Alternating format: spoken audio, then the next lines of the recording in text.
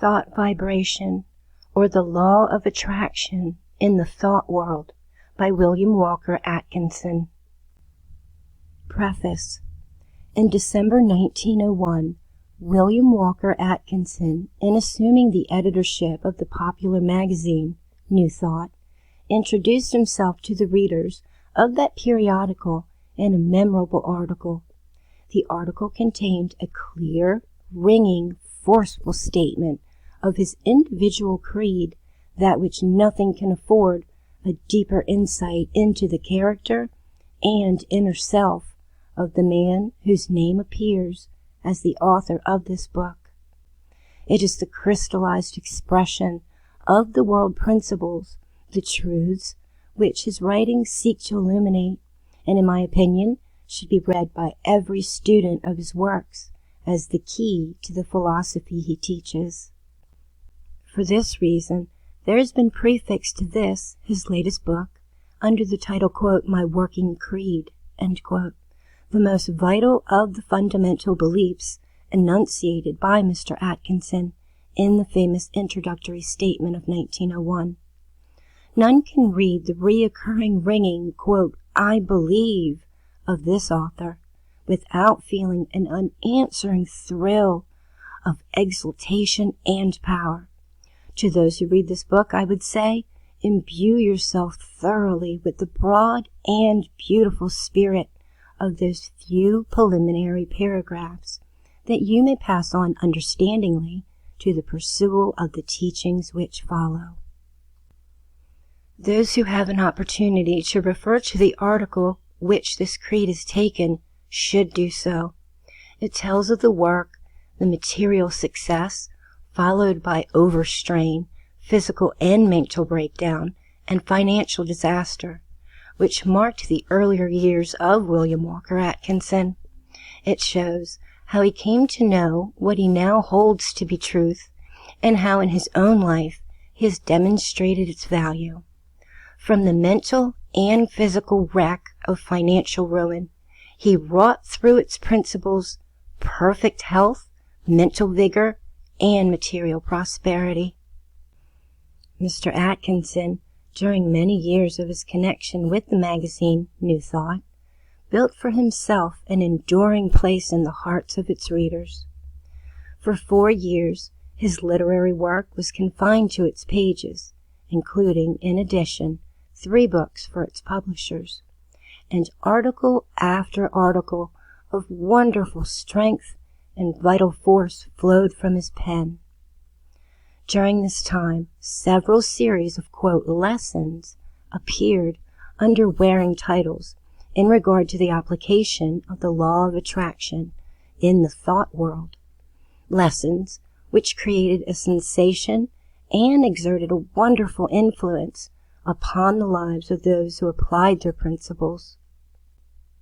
They were written in Mr. Atkinson's own sparkling, intimate style, teeming with thought, force, energy, fire, but shorn of all atmosphere of the study.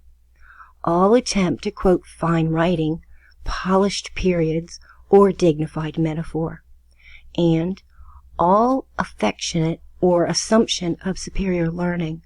One of Mr. Atkinson's cardinal principles is, quote, stand on your own feet, end quote, and he deprecates any attempt to read infallibility into his writings. For this reason, we have again prefaced the present work with a foreword, in which he seeks to instill into all students of New Thought, whether as expressed in his writings or in those of others, the quality of self-dependence. A reading of this foreword will give the student a clear idea of the attitude of mind in which Mr. Atkinson thinks this and all other individual interpretations of life should be approached. With the, quote, My Working Creed and the foreword as guides, the present reader should enter upon Thought Vibration, the book proper, in a spirit calculated to extract the greatest possible value. Thought Vibration embraces 2 series of the vital lessons mentioned above, and some additional articles by Mr. Atkinson following out the same line of teaching. The order of the lessons has been somewhat changed in the combination, and for further continuity and clearness, new lesson titles in the form of chapter headings have been selected. The publishers have preferred to retain the familiar unstudied style of the lessons as originally written, rather than to subject the articles to the literary revision by the author which usually precedes publication in a book form. They contend that Mr. Atkinson's mightiest influence, his greatest strength and power, lies in his simple, straightforward, and at times even colloquial language, quote, "the kind which even my little son can understand," end quote, as wrote in gratitude one earnest student. It is such writings that the world needs, writing which can be read and apprehended by the, quote, little sons of the world, whether known as children or as men. There is a great deal of so-called, quote, fine writing on New Thought subjects, beautiful sentences full of high, though sometimes misty thought. But this world needs common, practical, everyday application of this thought. Where there is one reader for the literary masterpiece, there are 100 readers for the book written as a keen, live, human man talks, and written about the difficulties, the problems, and the possibilities of the average citizen of the world. This is a truth that Mr. Atkinson has mastered, and it is with intention he cast from him the restrictions of an academic style. He speaks always not in dignified tones to the, quote, public, but in language of a friend to you. It can be said of him in praise, as another has said before him, quote, "the common people heard him gladly," end quote. And that is the highest and the most enduring tribute that can be paid to a leader of men. Recognition is due to Louise Radford Wells for the revision of the proofs of this book, the selection of its title and chapter headings, and the ordered arrangement of the lessons. Franklin L. Berry, editor of New Thought, June 15, 1906, Chicago, Illinois. Foreword. I am in receipt of a letter from an earnest student of New Thought, who writes me that he is endeavoring to put into practice the teachings for which I stand. That is all right. I think he will get some good out of the practice. But here's when the trouble comes in. He goes on to say that he is a, quote, faithful disciple, end quote, of mine, and is content to, quote, sit at the feet of the teacher, end quote. Now, if you will pardon the slang, I must say that such talk, quote, makes me tired. I wish no, quote, disciples. Disciples are mere parrots repeating what one says.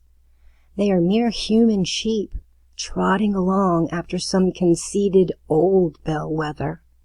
I do not wish to pose as a bellwether. Reader's note, bellwether means the leading sheep of a flock who wears a bell upon his neck. Nor do I wish a flock of human sheep trotting after me. I want every one of my fellow students of mental science to be his own bellwether. I like camaraderie and mutual help, the help of interdependence. But I don't like this talk of master and disciple, of leader and follower, this talk and the idea of dependence. As for sitting at anyone's feet, the idea arouses all the spirit of independence within me. I don't want to sit at anyone's feet, and I don't want anyone to sit at mine. I am willing and often glad to listen to some teacher and to pick from his teaching such bits of truth as my mind is ready to receive. I am willing to say, quote, I don't know, end quote, to accept from others that which appeals to me as truth, not because the other says that it is truth, but because my mind recognizes it as such. I take my own wherever I find it, because I recognize it as mine. I know that all students and teachers get their knowledge from the only source of supply. They can't get it from anywhere else. And if some other fellow happens to see a particular bit of truth before I do, I gladly accept a portion of it from his hands, be he king or be he beggar. While, if I happen to see the thing first, I will gladly share it with all those who are ready for it, and who may want it, without feeling that I am a quote leader or a quote teacher, or that they are quote followers or disciples. We are all fellow students, and that is all. I recognize no man as my master, and I spurn the person who would call me a master, if there be any so foolish. This feet-sitting talk makes me very, very weary. I am fully aware that certain teachers convey the idea that they are chosen mouthpiece of the infinite, and that all true teachings must bear their hallmark. And I also know that the fanatical devotion and bigotry that many of the followers of such teachers manifest. But this is all child's play. The teachers sooner or later will be brought up against good, hard stone walls, and their heads will be bruised until they realize, quote, just where they are at. And the, quote, disciples will have some individuality knocked into them later on, and will be made to stand upon their own feet by reason of the props being knocked from out under them. The new thought aims at making individuals, not at converting people into droves of sheep, following the tinkling of a bell of some conceited old bellwether who imagines that he is or has the whole thing. The growing soul must realize that it has within itself all that it requires. It may gladly accept from others suggestions, advice, bits of knowledge, and the like as it goes along, the soul itself being the only judge of what it requires at each particular stage.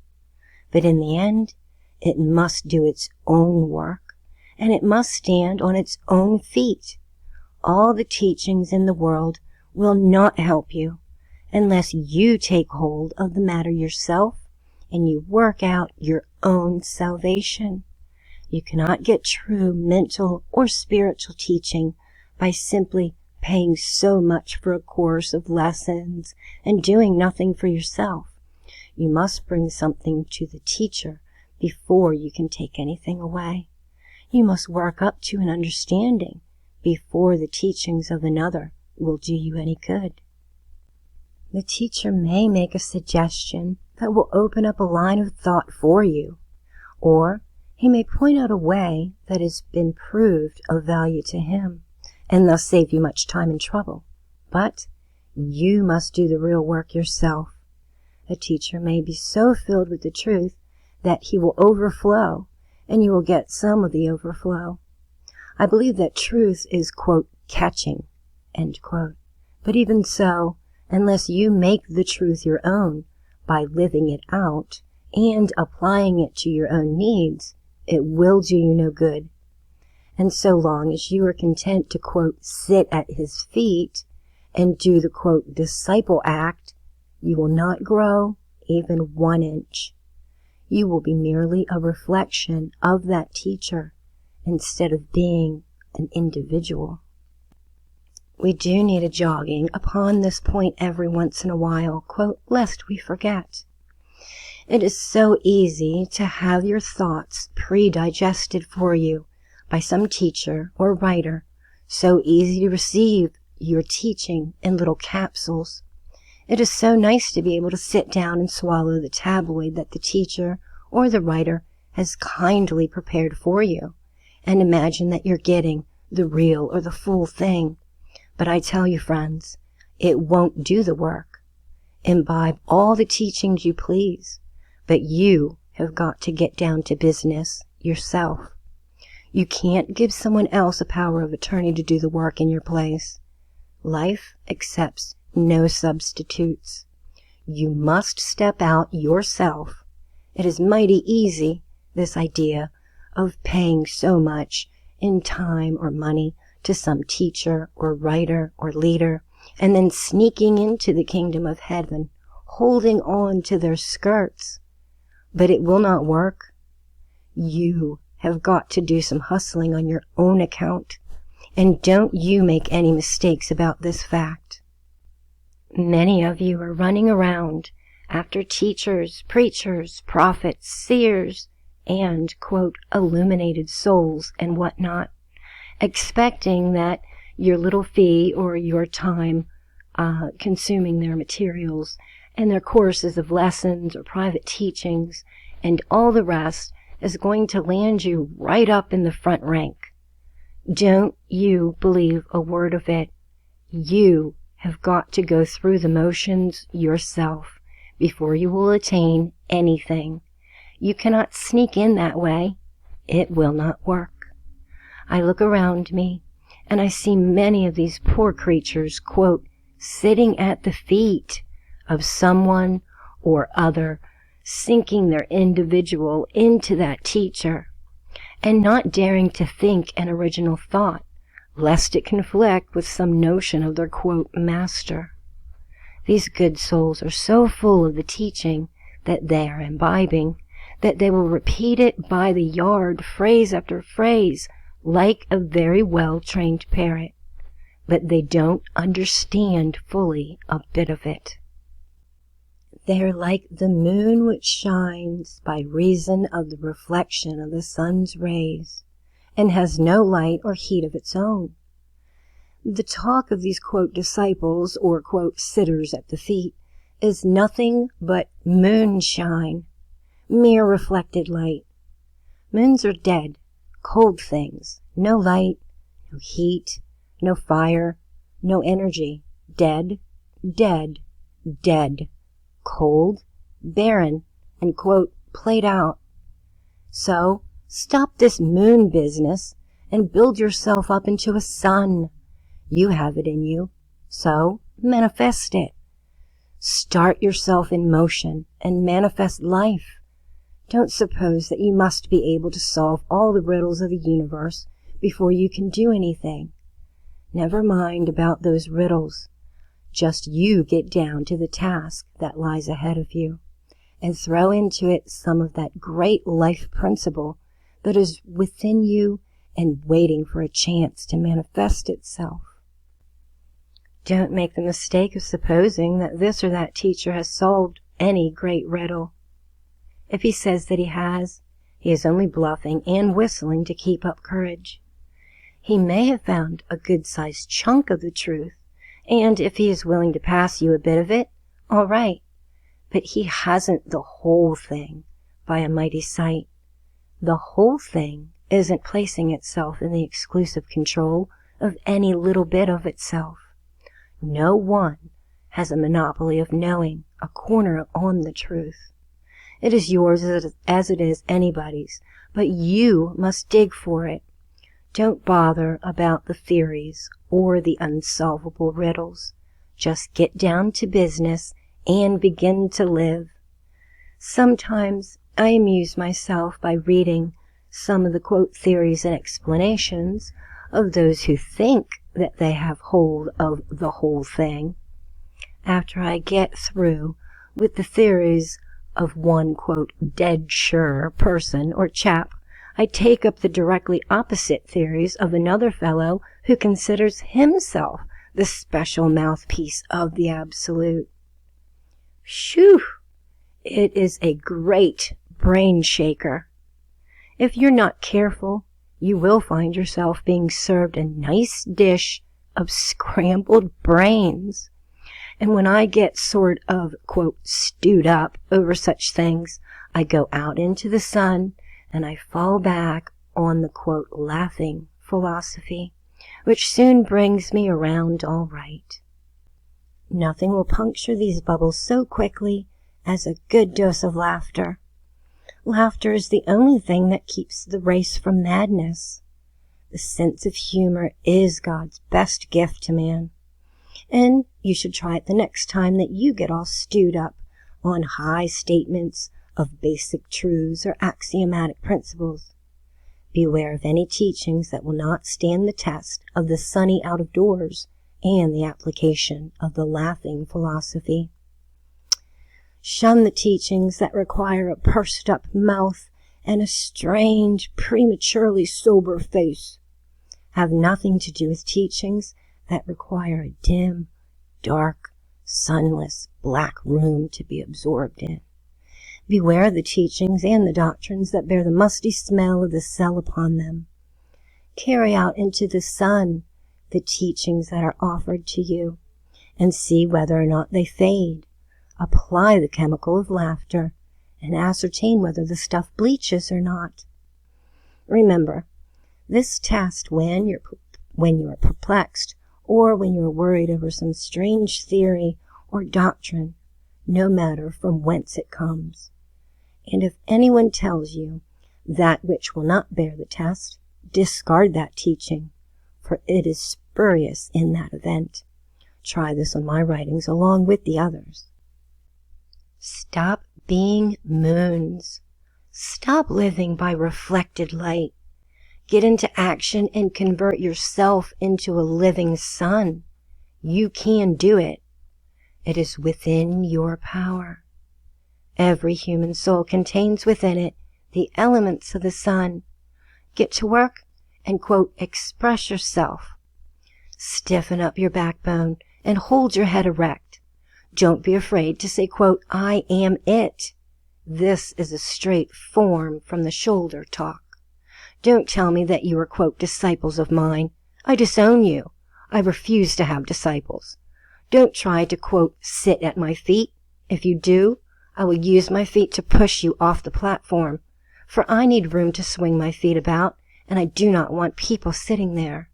But if you wish to call me, quote, brother, or, quote, fellow student, or schoolmate in the kindergarten of God, or the good, I will be glad to have you do so. That's all we are after all. It's just little babes tugging away at the breast of the Absolute. My working creed. I believe that the mind of man contains the greatest of all forces, that thought is one of the greatest manifestations of energy.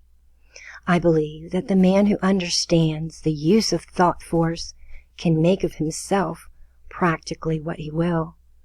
I believe that not only is one's body subject to the control of mind, but that also one can change environment, quote, luck or circumstances, by positive thought, taking the place of the negative. I know that I can and I will attitude will carry one forward to success that will seem miraculous to the man on the, quote, I can plane. I believe that, quote, thoughts are things, and that the law of attraction in the thought world will draw to one just what he desires or that which he fears. I believe in the gospel of works, in, quote, hustling. I believe in the I do as well as the I am. I know that the man who will take advantage of the power of the mind and who will manifest that power in action will go forward to success as surely and as steadily as the arrow from a bow of a skilled archer. I believe in the brotherhood of man. I believe in being kind. I believe in everyone minding his own business and allowing everyone else the same privilege. I believe we have no right to condemn, quote, let him who is without sin cast the first stone. I believe that he who hates is an assassin, that he who covets is a thief, and he who lusts is an adulterer. That is the gist of a crime in its desire. Saying this and looking into our own hearts, how can we ever condemn? I believe that evil but is ignorance. I believe that, quote, to know all is to forgive all. I believe that there is good in every man, so let us help him to manifest it. I believe in the absolute equality of the man and the woman. Sometimes I think that the odds are slightly in favor of the woman. I believe in the sacredness of sex, but I also believe that sex manifests on the spiritual and mental planes as well as on the physical. And I believe that to the pure, all things are pure. I believe that man is immortal and that the real self is spirit, which uses mind and body as its tools and manifests itself according to the fitness of those tools. I believe that man is rapidly growing into a new plane of consciousness in which he will know himself as he is. He will recognize the I am, the something within. I believe that there is an infinite power in and of all things. I believe that although today we have but the faintest idea of that power, still we will steadily grow to comprehend it more fully. We will get in touch with it even closer. Even now, we have momentary glimpses of its existence, a momentary consciousness of oneness with the Absolute.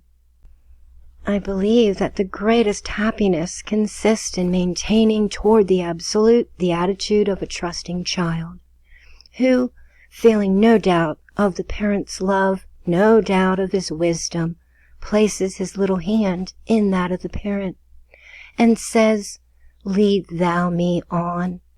I believe that he who feels towards the Absolute the trustfulness of the babe, which places its little tired head close to the breast of the mother, will also be conscious of the tender answering pressure as the babe is drawn just a little closer to the mother's heart. William Walker Atkinson. End of introduction. That was quite lengthy, but very, very good stuff.